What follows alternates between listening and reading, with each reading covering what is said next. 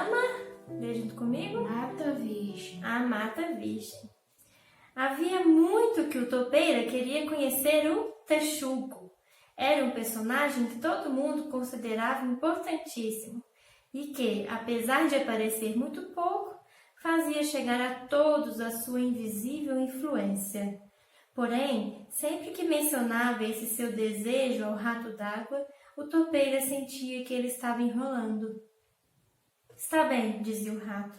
O Texugo vai aparecer um dia desses. Ele sempre aparece, e aí eu o apresento.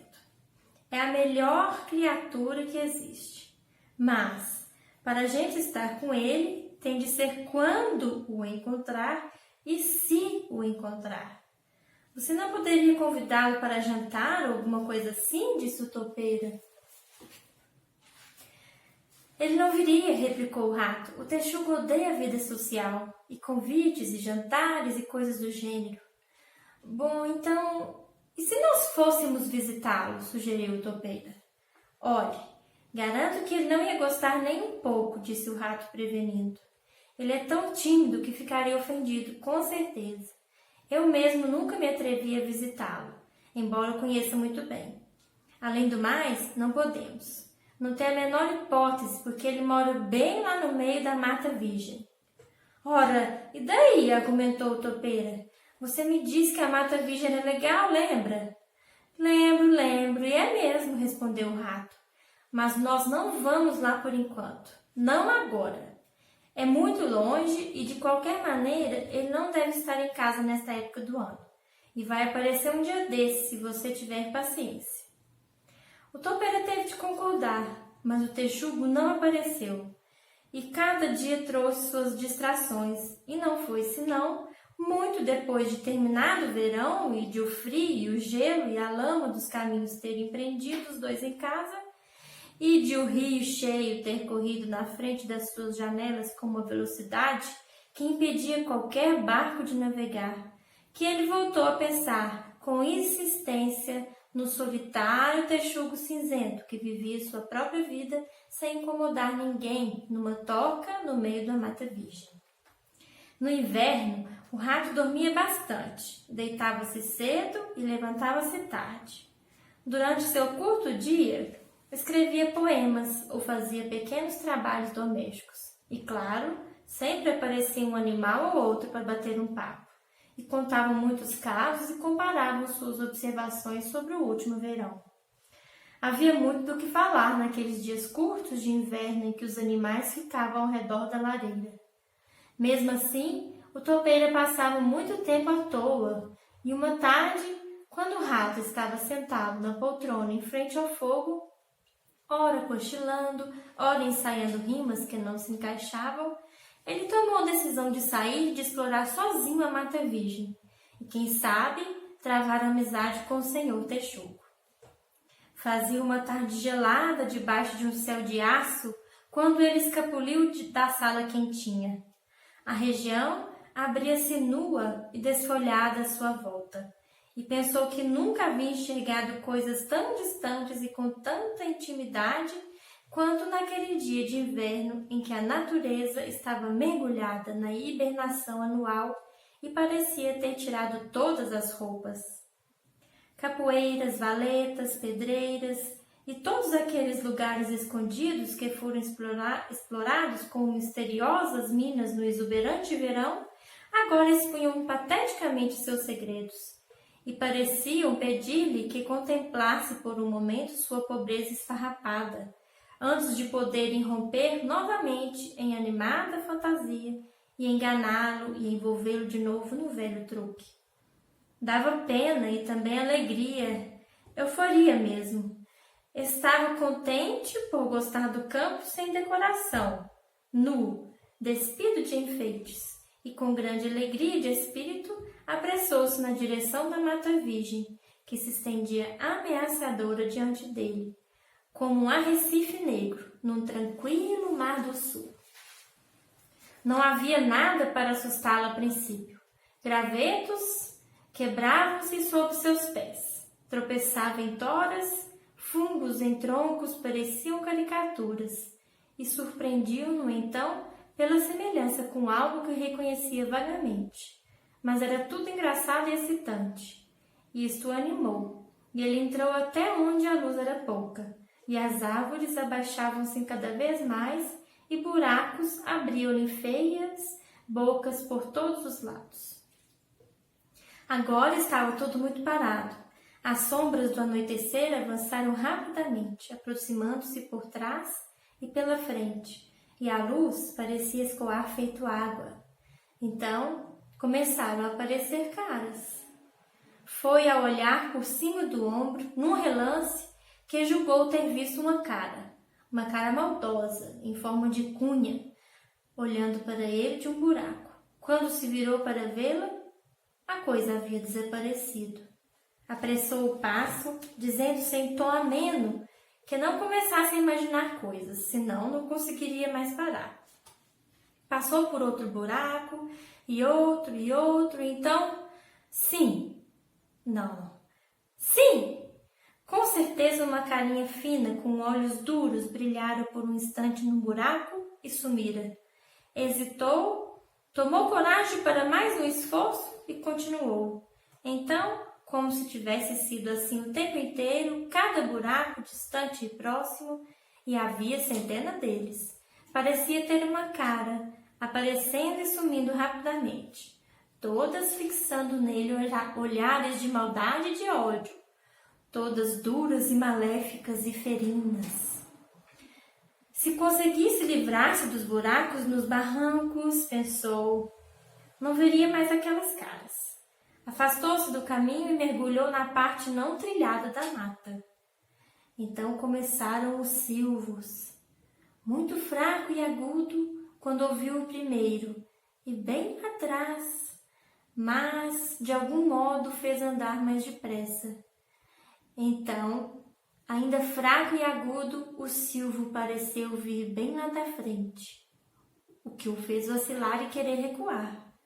Quando parou indeciso, os silvos soaram dos dois lados e parecia que eram apanhados e passados adiante pela mata fora. Eles estavam evidentemente alertas e prontos, fossem o que fossem. E ele, estava sozinho e desarmado e longe de qualquer ajuda, e a noite estava se fechando. Então começaram os passos.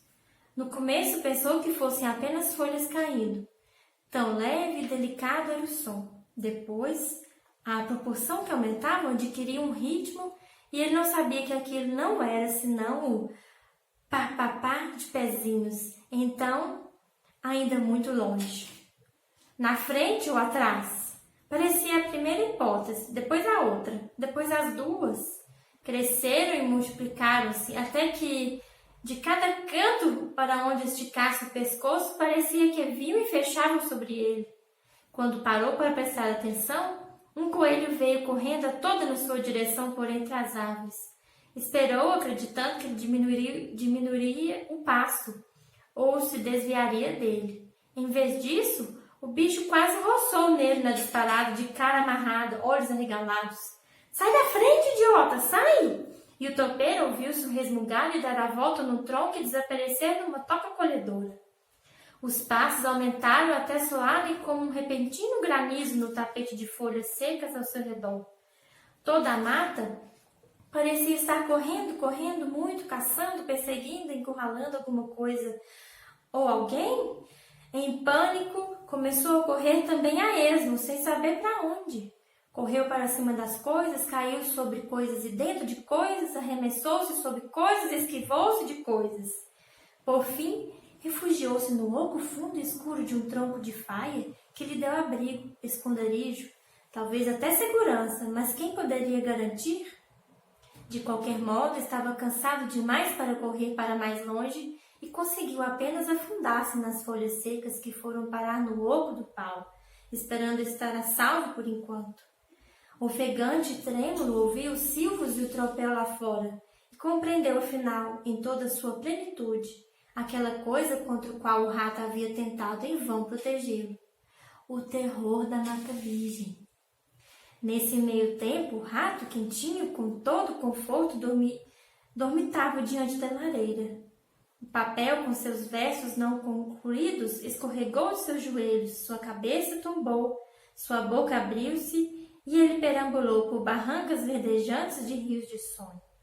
Então o carvão deslizou, o fogo crepitou e lançou uma chama, e ele acordou de repente, lembrando do que estivera fazendo. Alcançou seus versos no chão, percorreu-os por um minuto e depois procurou pela topeira para perguntar-lhe se sabia de uma boa rima para uma palavra ou outra.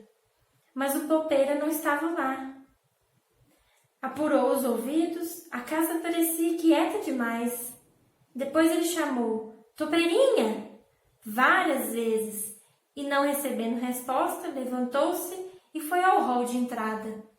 O boné do topeira não estava pendurado no mancebo. As galochas dele, que sempre ficavam ao lado do porta-sombrinhas, também não estavam.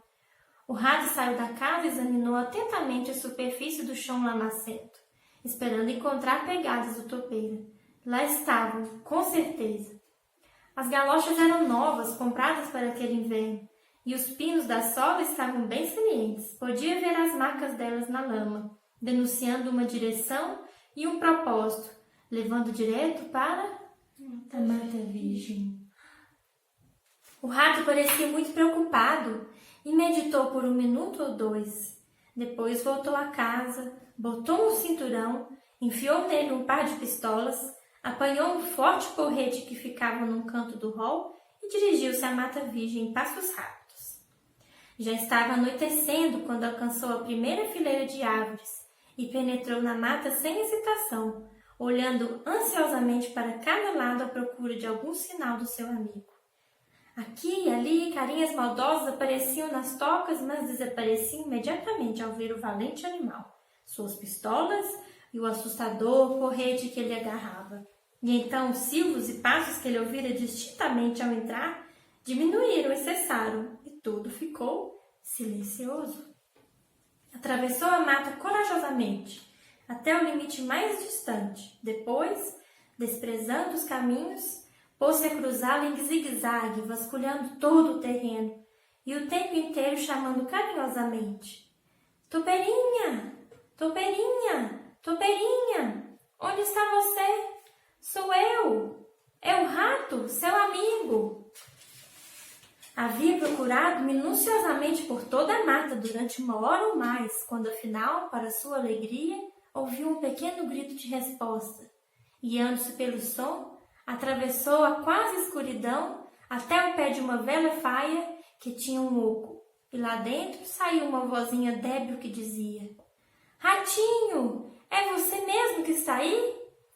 O rato enfiou-se para dentro do oco e lá encontrou o topeira, exausto e ainda trêmulo. Oh, rato, choramingou ele, tive tanto medo que você nem imagina. Ah, eu compreendo, disse o rato suavemente. Você não devia mesmo ter feito isso, topeira. Fiz o que pude para evitar. Nós, da beira do rio, nunca viemos aqui sozinhos. Quando tivemos de vir, viemos em dupla, no mínimo. Geralmente não acontece nada. Além disso, há um monte de coisas que é preciso saber. Coisas que já dominamos e você não, por enquanto. Estou falando de senhas, sinais e palavras que têm poder e eficácia. E plantas que você leva no bolso, e versos que você repete, e espertezas e truques que você usa. Tudo muito simples, mas quem é pequeno tem de conhecer, senão vai ter problemas. Claro que se você fosse o Texugo ou o Lontra, seria uma história bem diferente. Com certeza, o valente senhor Sapo não hesitaria em vir aqui sozinho. Hesitaria? Perguntou o topeira. Nosso amigo Sapo? Disse o rato rindo com vontade. Ele não botaria a cara aqui sozinho, nem por um punhado de moedas de ouro. Não o Sapo. O topeira alegrou-se bastante ao ouvir a risada despreocupada do rato e também por ver aquele poderoso porrete e o vulto das pistolas.